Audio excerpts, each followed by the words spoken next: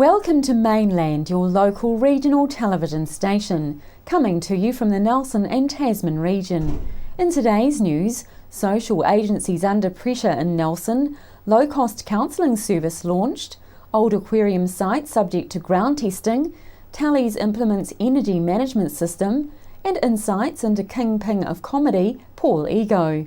With the government's budget announcement happening on Thursday this week, many people and organisations will be wondering what that will have in store for them, especially coalface social agencies who have been picking up the shortfall for people in need.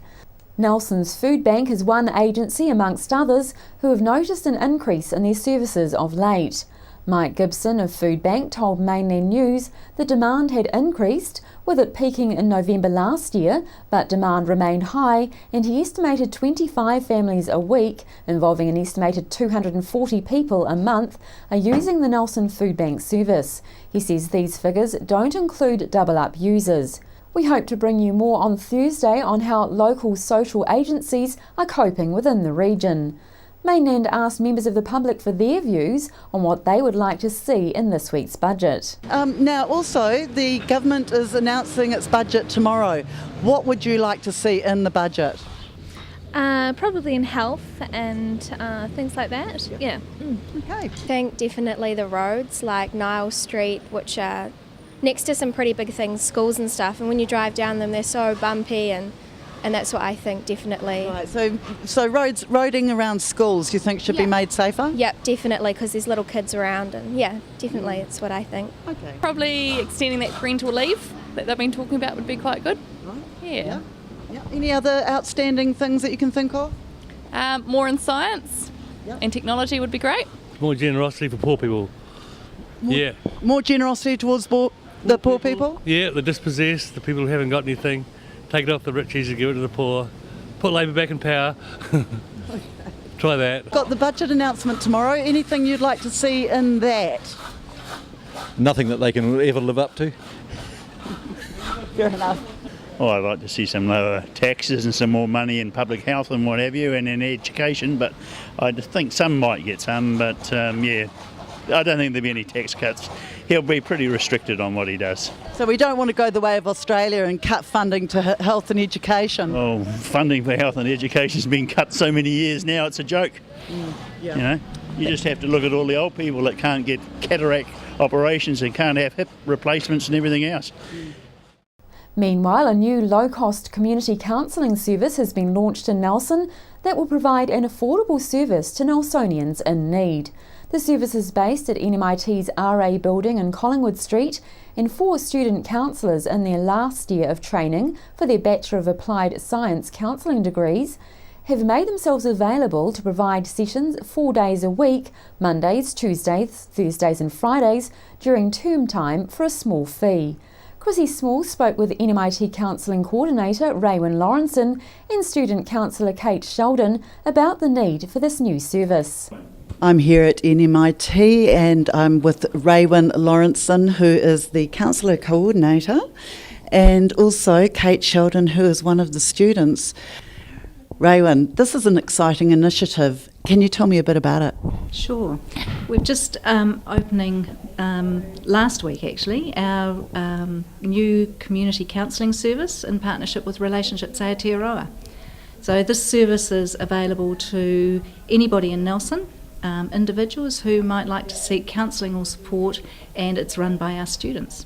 We started off with 3 students here at NMIT, 3 students on campus, and since then we've gone to, I think we tallied 8 students. We've got students, 2 students working in trades, we've got a student working out on the Richmond campus, and we've got a student in the Blenheim campus as well. So it's really expanded because there's a need on campus for students to seek support. And of course there is a need in the community, and Kate, you're going to be one of the ones out there helping in the community with this service. How does that feel? Yeah, it's all going now. How many students will be involved? There's 3 of us at the moment, and Raywin. And yeah, that's it at the moment. Now you're opening the service, of course, to any member of the public who may wish to seek some help. Is that right? Yeah, that's right. Any individuals, we're not doing children and adolescents or couples, because that's what Relationships Aotearoa specialise in, but any individuals 18 plus of any background whatsoever really. There is a reduced rate of $25 which we're charging per session. That's simply to cover the cost of rooms and just those overheads. So last week was the first week, and really from Monday our students will be available to see people between 10 and 2, Monday through to Thursday. So if anybody feels like seeking help or having an objective year, someone that can just listen to them, then they're welcome to go along. But it's really important that they ask for the student service, and that way they'll get the reduced rate. So why is such a service needed at this point in time? The World Health Organization said some time ago that by 2021 clinical depression would be the single biggest drain on health budgets throughout the world, and we know that that's already happening right now. So you've seen a lot of that. Are the numbers up for this region particularly? It's difficult for us to gauge that region-wide here at NMIT, but certainly what we see on campus and what we hear from our students and their families and the stress that people are going through at this time. There's been economic hardship, there have been people moving from places like Christchurch who've had dramatic events happen. And even things like just students coping with workload and the stress that studying in an academic program might bring. So these things, of course, have flow-on effects in society. So those are the kinds of issues that we're looking at addressing. So things like stress, mild depression, anxiety, lots of financial pressures locally. As we all know, redundancies nationwide have been happening in this economic climate. Lots of organisations with funding cut and offering counselling services. So what we're trying to do is really come in and support some of those organisations and some of the people who might go to organisations where they would not be able to now attend. Right. Raven Lawrenson and Kate Sheldon, thank you very much for your time today. The old aquarium site in the Mapua precinct has been the subject of ground testing this week. Testing of the site will include a number of small test pits to ascertain and identify the soils and subsurface structure, its strength and level of groundwater and seawater intrusion. The testing doesn't in any way signify a decision as to the site's future. It is the gathering of information to inform the councillor's decision making. The Tasman District Council has received a number of community views on any future development through the draft annual plan submissions. What shape these possibilities take in the future is still to be decided. Testing was to begin on Monday the 12th of May and may continue over the week. Any steps will be undertaken to minimise the disturbance to the area during the testing. Motueka-based Tallies Group has just announced it has partnered with the Energy Efficiency and Conservation Authority to put in place an energy management system across its 3 largest seafood and vegetable processing sites and AFCO New Zealand meat processing sites. The goal is to save 5% of its energy use by 2016. Tallies Group is a privately owned company based in Motueka which processes seafood and vegetables and produces dairy products for local and export markets. Tallies also owns AFCO. Tallies director Andrew Talley says they're excited about the project, which they believe will provide an opportunity to take a fresh look at their processes and streamline their activities as well as managing the energy use. He says the aim is for their sites to become more productive and to reduce costs at the same time. Andrew Talley says although they have engaged in energy management initiatives before, the difference here is that they are taking a group-wide approach and considering energy use across the energy-intensive food processing and refrigeration plants. The project will see an energy management project based on a new international energy management standard implemented across these Tallies seafood, meat and vegetables processing sites. A regional snapshot of the 2013 census has just been released, in which it shows 46,437 people usually live in the Nelson region, an increase of 8.3% since the 2006 census. The census also reveals that proportionately there are 2,000 more females than males in Nelson. 4,000 Maori live in Nelson, an increase of 15.3% since the 2006 census. And at the time of the census, there were just under 19,000 occupied dwellings and around 1,300 unoccupied dwellings in Nelson. And also at the time of the later census, there were 120 dwellings under construction. Meanwhile, the snapshot for Tasman shows 47,157 people usually live in the Tasman region, which is an increase of 5.7% since the last census. The Tasman region has 1.1% of New Zealand's population, which is the same as for the Nelson region. There are 23,200 males in Tasman and 23,900 females. 3,441 Maori usually live in the Tasman region, which is an increase of 12.3% since the 2006 census. There are 18,882 occupied dwellings and 2,700 unoccupied dwellings in the Tasman region, and there are 156 dwellings under construction in Tasman. Many Nelsonians have shown their support for Council's proposal to spend $400,000 to improve the health of the Maitai River. With 24 submissions in total, the Maitai project received the most submissions of any topic during the recent draft annual plan process. And finally, Mainland had the pleasure of TV3 7 Day star Paul Ego in the studio on Tuesday, ahead of the Comedy Convoy's Nelson performance on Tuesday evening. Paul shared insights on his life in the limelight. Stars of the showcase are British comedians Carl Donnelly, here for the first time, and Marcus Birdman, who is talking on divorce, alongside hilarious Kiwis Justine Smith and crack-up magician Jared Fell. Bang. Paul Ego, what do you like about Nelson so far since you've been here for around about 3 minutes? Well, so far, I think the mist is great. It's very Bronte. It's very Wuthering Heights, and I love the building that we're in now, which has probably more large satellite dishes per capita than any other, American city in New Zealand. And no, Nelson's always a good time, and I don't get down the South Island very much, so it's nice that you've brought down the English weather today, because we've got English acts on the convoy, and we've got some drizzle to make them feel at home. It's awesome. Now, who are these other people with you on the tour? Oh, and I don't know, what to be makes them honest, so Joya. special? I don't know who they are, but they are all very special. I basically got a text saying, look, we've got some very special people coming on the convoy. And, when they're not pushing trolleys, they're doing comedy gigs. And apparently they're really good at both of them. No, I do know them. Justine Smith, Justin to her friends, is a fantastic Kiwi comic who's kind of she's sort of like a cross between, say, Cheryl West from Outrageous Fortune and a really horny female orangutan.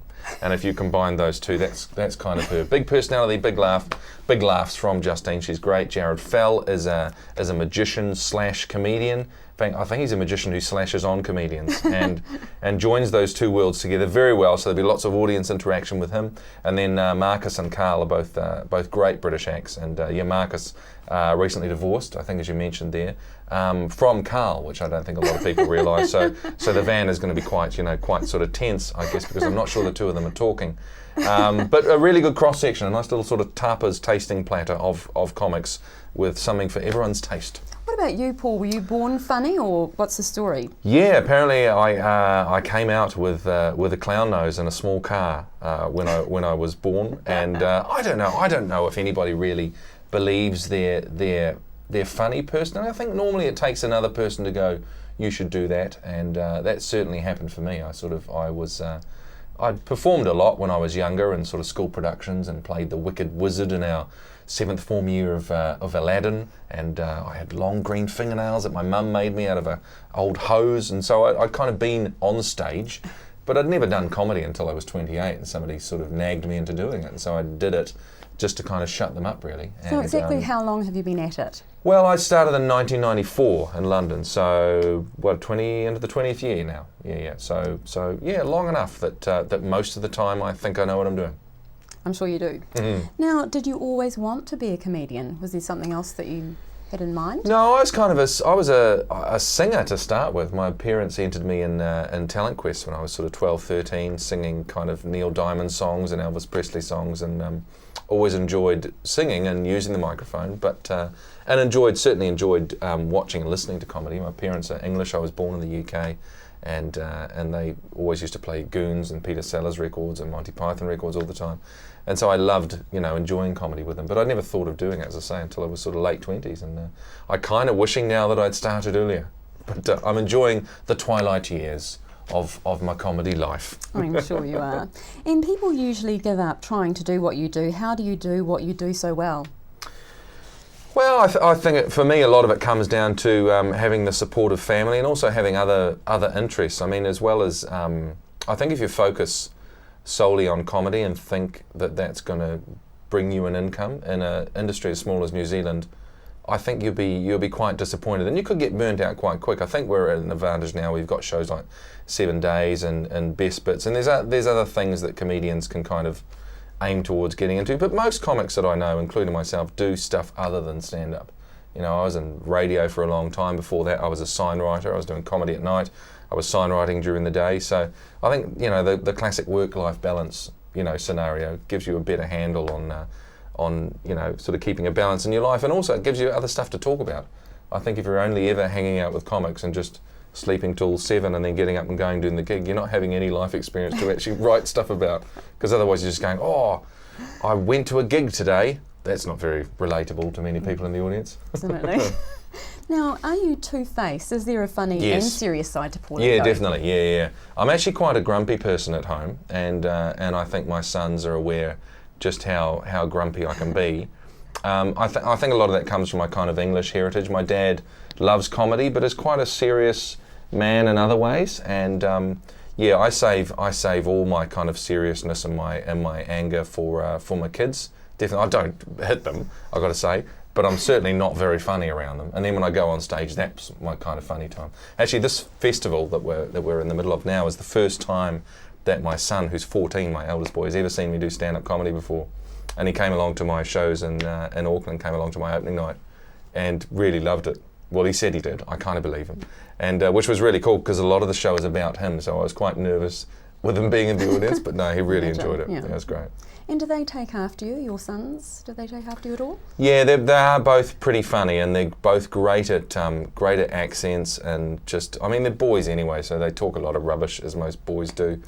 But we have a lot of fun together, and my poor wife, who's been with me for 25 years and now has another 2 men in the house as well, we just talk a lot of bollocks, and a lot of the time she just goes, you just hear the door slam and she's just gone shopping, she'll go to Westfield for a couple of hours and just see some normal people. Now, why kickstart your show in Nelson? Do we remind you of guinea pigs? Yeah, Nelson, yes, very much. I know a lot of people in Nelson are very small, and Excuse me. Yeah, well, you see, cute, lovely coat. You've got a great coat, wet nose, obviously very healthy station. This, and and we own guinea pigs now. My youngest son's got guinea pigs, and so when I spoke to the comedy festival, I said, look, I'd be interesting, and I've been spending a lot of time around the guinea pigs. Do you have anywhere like that? And they went, well, Nelson's very good. They big fans of carrot. A lot of dry kibble people down here love, and they like getting outside, but only if it's in an area of about 2 by 1 metres. Yep. But more seriously, you're obviously, you no doubt are in contact with New Zealand's sexiest man, that is Guy Williams himself from Nelson. What's that like, and are you expecting Nelson people to be as sexy as him? Well, I think if Guy Williams has been voted New Zealand's sexiest man, then Nelson people really do need to get out a lot more, and hopefully they'll be doing that by coming to see our shows. Look, sexy is it's a moving word, isn't it? It seems to change the parameters. Yes. I can understand the appeal of Guy. He doesn't do it for me personally. Do you think he's sexy because he's been living in Nelson? No. I think he's sexy because he's kind of like Clark Kent made love to a giraffe, isn't he? He's got that tall look of intelligence, but he's a little bit kind of weird. And it looks actually surprisingly good in boxer shorts, so he's got it all going on. Oh. Well, when you are most creative, in a deep moment, is that in a deep moment of solitude, or do funny thoughts sort of come to you in the middle of chaos or mundaneness, like in a supermarket or something like that? I think it's a combination of all those things. For me, the time that I am most creative is really when I'm on the stage. I think the thing I find hardest is actually sitting down and disciplining myself to actually write on a particular thing, or just go, right, what's funny? Let's write about some stuff. Most of the stuff that I personally like of mine, that I've been doing the longest, is stuff that's just happened out of a generic conversation with somebody in the audience that then leads me into this other kind of weird area where something else happens. And so most of the stuff that I create has come from something that I've done on stage. So yeah, I guess it's amid all that chaos, a little thing bubbles to the surface, and then I go, well, let's go and explore that. And sometimes it leads to something great, and then other times it's just a cul-de-sac, and you go, I really should have seen the sign. So it's just the one show in Nelson. Just the one, yeah. What can people expect to see when they, go to the theatre tonight? Well, I don't know what they're going to expect, and I really don't know what they're going to get, because the cross-section of comics that we have is so vastly different. What I will say is there will be something for everyone in there. There will be not one genus of person who's in the audience who will be, I came along wanting to see magic, but I saw this, or I came along wanted to. Every comic is really, really different. So we'll touch every single button in the audience, not individually, because it would take a long time, but I reckon everyone will love it. Audience participation, there'll be plenty of that. Yeah, heck yeah. I encourage that. Feel free to shout some stuff out. If you can wind up looking funnier than the comics, good luck to you if you think that's going to happen. But if you want to give it a go, go for it. We love it. A lot of people come to Nelson and they don't want to leave. Do you think that might happen to you? Yeah, well, I think already our van's broken down, so that might already be happening, I think. Yes, and I will certainly be cruising past the local real estate agent on the way to the hotel to see if there's a good rental we can pick up, maybe stay for a few more months. Yes. It is a lovely place. I've been here, a few times before, and really looking forward to it. It's only one night. We're only here for one night, but we'll have a good time, I'm sure. But if it doesn't, have that hold on you, Yes. expect to move on to where tomorrow? Tomorrow we're moving on to Christchurch, which is also in the South Island. You may have heard of it. It's further down. So we go Christchurch, then we go Oamaru. We might go to both places. I don't know. If we've got time, we'll go Oamaru and Oamaru. We might join them together, go Oamaru. Who knows?